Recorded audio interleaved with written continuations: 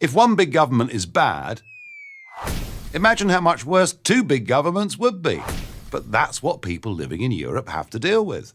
Their own nation's bloated government and the supranational government of Europe, now known as the European Union. Bureaucracy times two. How's that for a horror show? Well, actually, you've no idea. It's worse than you think. Believe me, I know, because for 17 years, I've represented South East England as a member of the European Parliament, the EU's legislative body.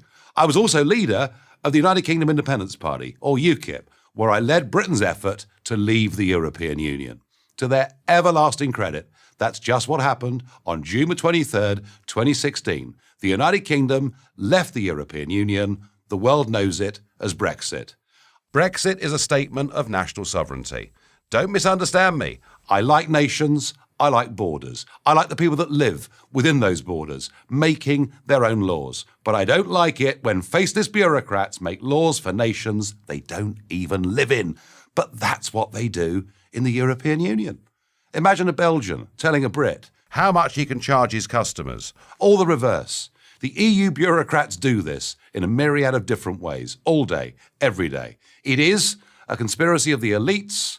Who are those elites? Well, they're a bunch of self-important, overpaid social engineers with useless college degrees who have never done a proper day's work in their lives and have no connection with ordinary, decent people. I'll take the good sense of an Italian farmer or a French baker over the arid intellectualism of an EU bureaucrat any day.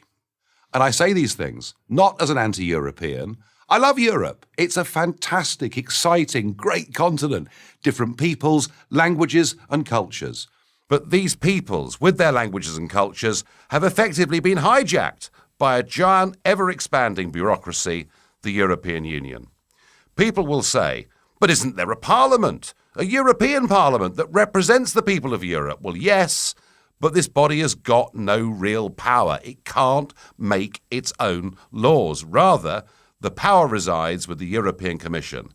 They're unelected and they can't be removed. And that's how absurd the whole thing is.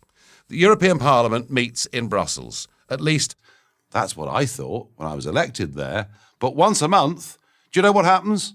They load the contents of our offices and papers into big plastic trunks, and they put those trunks on lorries, and they drive them nearly 400 miles down Europe's motorways to a French city called Strasbourg, where for 4 days the contents of our office and our papers are put into a new office, and the Parliament then sits there.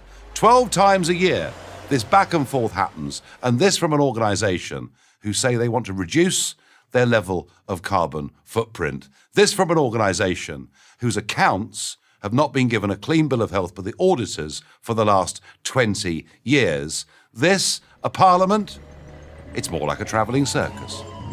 Now, all of Europe knows that it's costing nearly 300 million euros every year to move this back and forth from Brussels to Strasbourg. So why isn't it reformed? Well, the way the EU's been structured, to change that would require changing the treaties. And to change the treaties would need all 28 member governments to agree not to go to Strasbourg 12 times a year. And you know something? The French are never going to agree to that because it's in their economic interests for the travelling circus to go to Strasbourg. And it shows you that a system of lawmaking has been devised where not only can the voters not change anything, but the institutions themselves are pretty much incapable of reform. Unfortunately, this is no laughing matter. Let me give you an example my countrymen know only too well. The United Kingdom is an island. It's surrounded by the sea. And yet, as members of the European Union, we were only allowed to catch 20% of the fish swimming in territorial British waters. What that meant were tens of thousands of jobs lost in Britain's coastal communities as we effectively gave away the ability to look after one of our greatest resources to a bureaucracy based in Brussels. No wonder we left the EU. Again, I have nothing against Europe, quite the opposite.